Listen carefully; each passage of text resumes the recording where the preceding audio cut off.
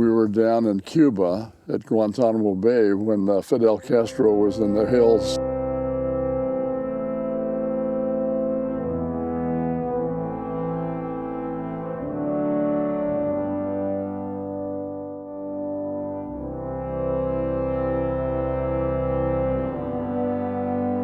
So why don't we start with, you just, say your name, what branch you were in, when you were in, your rank. Okay, my name's Bob May.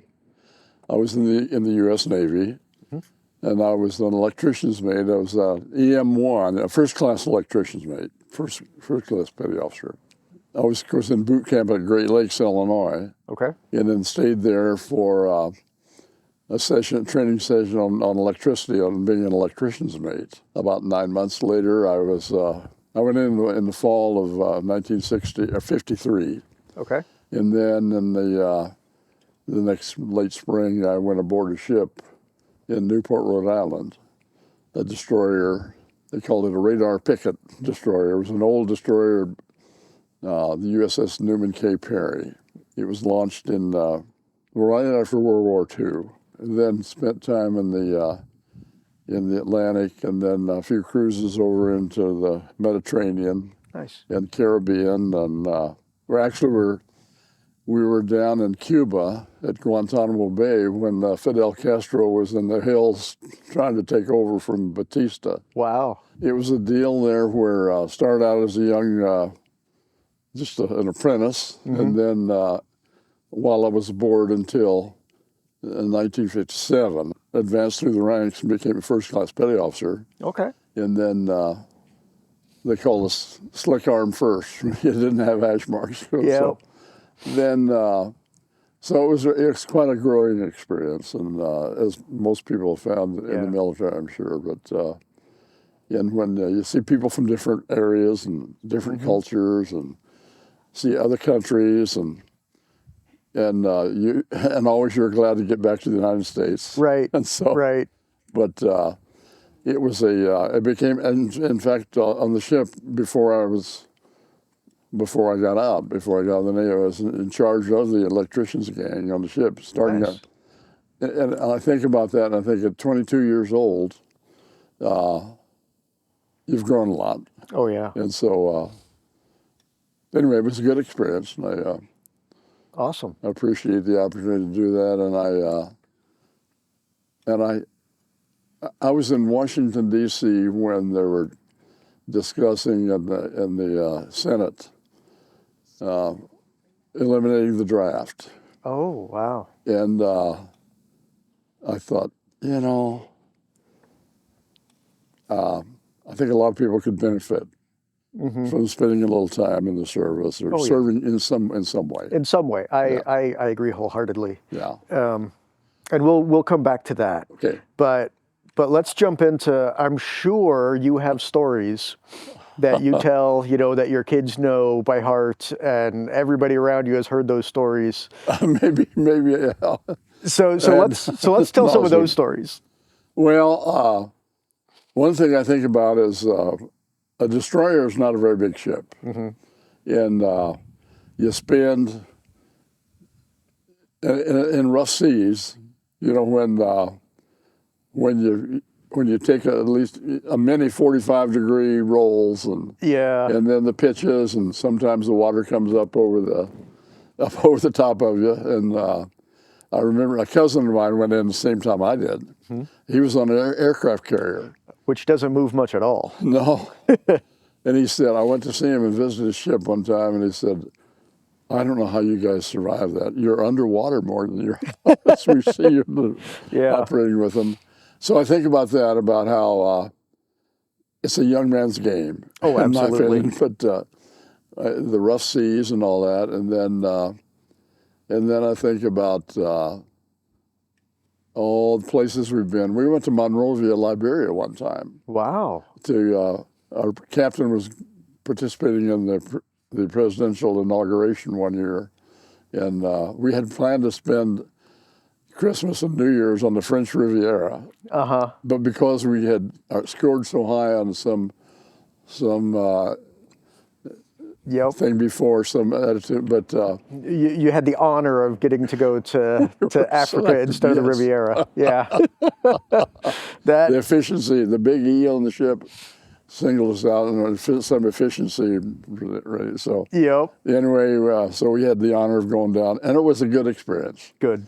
But you know, one thing I saw there when the trash was taken off the ship and put on the dock, immediately there were people there. That dove in and yeah. And so,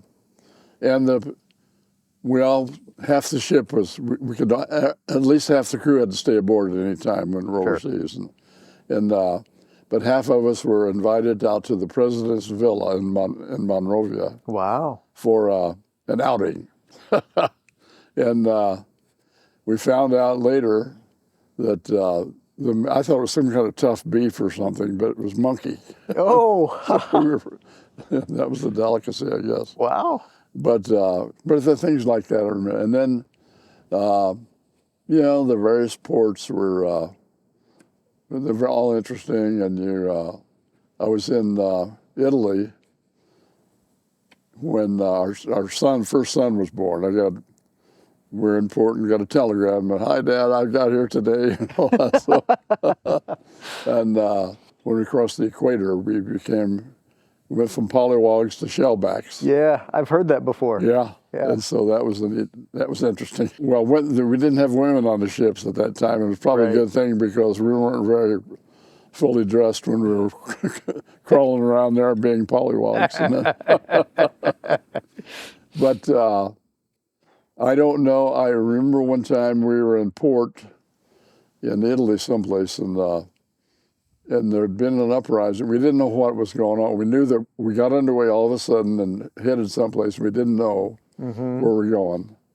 We were heading for Beirut, Lebanon, when there was an uprising there, and they burned the American University or set a fire or something.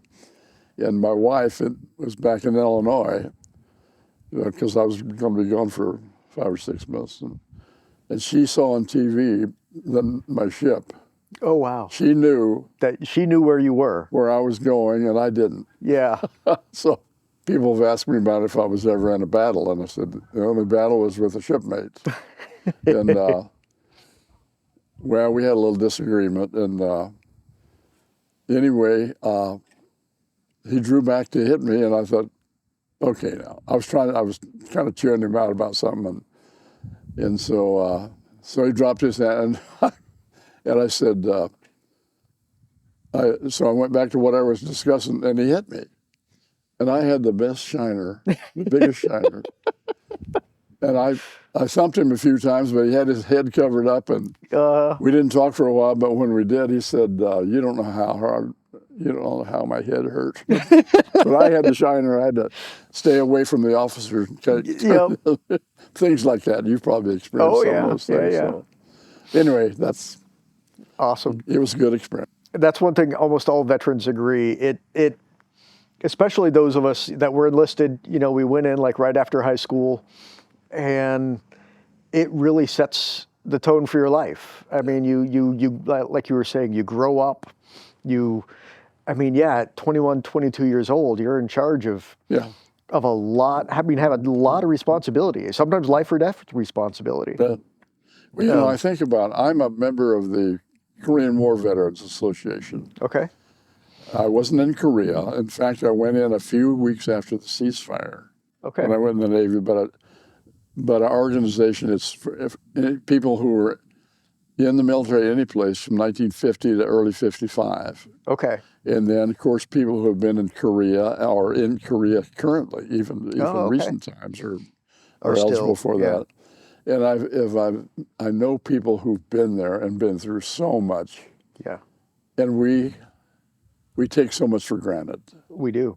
And I see some of these people have been through so much, and then we also associate with Korean people, women usually, the spouses of American soldiers who went over there at any time, and over in the Pulaski County.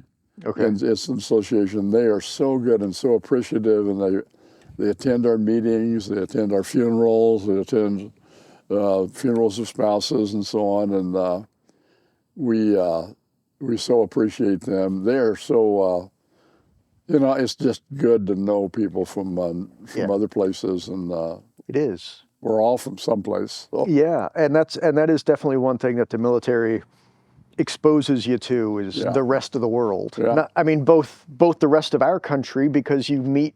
I mean, your Right. in your case, shipmates are from everywhere in the country, from all different economic groups and everything. Yeah. And then you go around the world and see what other people live like. Right. And from the French Riviera to Africa and Beirut. I mean, hugely different. It's been a good ride, and we married. My wife and I married young. She was 18, I was 19, and so she spent time on the East Coast with me, and then after that came back, and I thought, I never thought about going to college, and I thought, well, I want to try it. So somehow I made it, and had a nice career with the U.S. Forest Service. Well, and that was one thing I was going to ask also, is your time in the military and how you grow up in it and everything. How do you feel that did influence the rest of your career and life afterwards? I think in dealing with people from, like I said, other places, and listening to them and learning about their culture and all that, it helps later on in communication with other people. Yeah. And so I think it helps. It helps. And so that's one big thing. There's some real opportunities there, and unfortunately, there's some dangers, and some people didn't make it. That's right. But it's it prepares you. I think that my mom, when I remember, she was a Navy mother. My older brother was in the Navy, and then my younger brother came in a year and a half after I was in, and we were both on the same ship. And so Mom did a lot of praying and a lot of concern about for our safety and all that. But Mom, when they're eliminating the draft, that was one thing she thought that's wrong. The people need that experience, and so we were a Navy family from Central Illinois. Well, I'll forgive you because we were an Army family. Okay. Well, thank you. And thank you. And so, and then in my time in the moving around the Forest Service, just really neat communities, and so we learned, continue. Life is a learning process, in my opinion. It is. So it is. I'm on a committee at our local veterans home at St. James. Good. And we have fundraisers, and that's what the committee's about, is providing for the amenities more for the residents of the veterans home. Yeah. And just like today, people the outpouring of caring and love and so on, support. So many people here and all having fun for a good cause. It's awesome. You bet. Yeah. Well, I thank you. Okay. Well, thank you for sharing your story.